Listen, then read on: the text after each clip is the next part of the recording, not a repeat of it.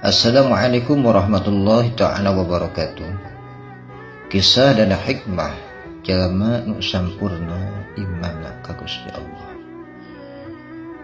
Diriwayatkeun aya hiji lalaki ti golongan sahabat Nabi Muhammad sallallahu alaihi wasallam anu dipasihan hulu domba. Ceuk eta lalaki dulur kaula jeung kula wargana anu leuwih butuh kana ieu hulu domba tibatan nyaeta kaula. Terus hulu domba teh dikirimkeun ka dulurna. Eta ku dulurna anu dikirim teh dikirimkeun deui ka dulurna anu sajen. Terus dikirimkeun deui mapai nepi ka 7 imah eta hulu domba.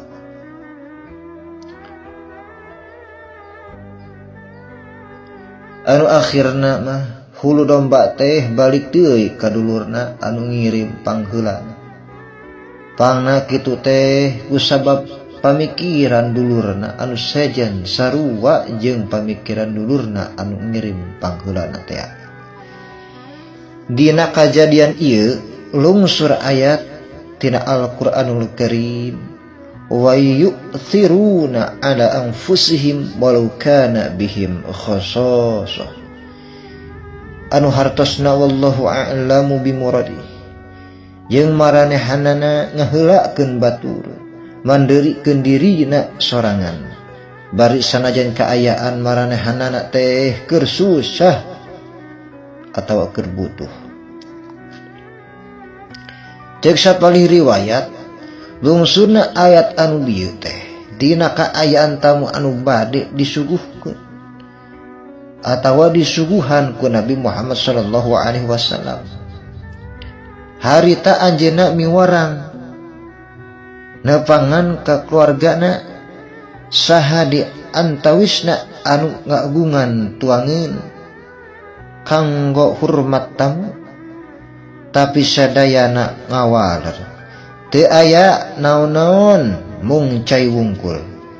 Geus kitu Rasulullah sallallahu alaihi wasallam ngadawuhkeun, saha nu rek ngahurmat tamu kaula dina peuting ieu mangka pikeun manehna surga. Kabeneran aya hiji jalma anu ngajawab eta, abdi. Terus eta tamu dibawakeun imahna. Pok manehna nyarita ka pamajikanana. Kudu dihormat ieu teh tamu. Ieu teh tamu Rasulullah sallallahu alaihi wasallam. Ceuk pamajikanana kaleresan keur teu aya naon-naon. Mung aya sakalieun dahar mah barudak ayeuna oge. Ceuk salakina pek bae hidangkeun, benerkeun damarna, benerkeun tempat pangsareanana, barudak mah sina sarare bae dina waktu dahar sore mah. Pamajikanana nurutkeun kana sakumaha anu dipiwarang ku salakina. Manehna nangtung api-api menerkeun damar. Padahal mah marman damar maksud nama supaya ulah kanyahoan ku eta tamu. Yan marenahna mah moal dahar bareng jeung tamu jadi dari yukna teh api-api dahar peda ngahurmat eta tamu.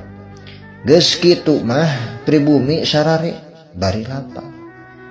Dina isukna maranehanana daratang ka Rasulullah sallallahu alaihi wasallam dauhan anjeunna, Allah mikarido kana kalakuan anjeun.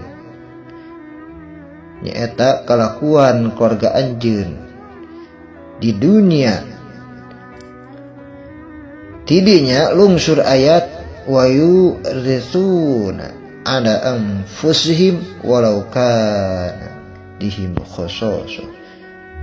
Subhanallah. ini yang luar biasa, yang memuliakan tamu.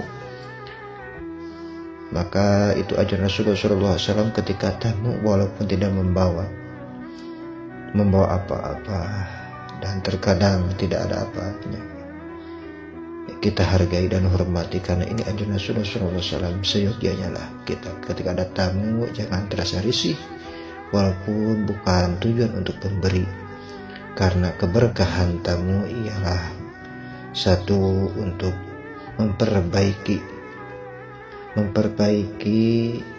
bersosialisasi kita, dan untuk memperpanjang umur dan memberkahkan rezeki, dan untuk diampuni dosa-dosa kita oleh Allah Subhanahu wa Ta'ala. Banyak hikmah yang kita ambil ketika kita ada tamu. Luar biasa, mudah-mudahan kita amalkan. Mudah-mudahan ada manfaatnya dari kisah dan hikmah ini. Wassalamualaikum warahmatullahi wabarakatuh.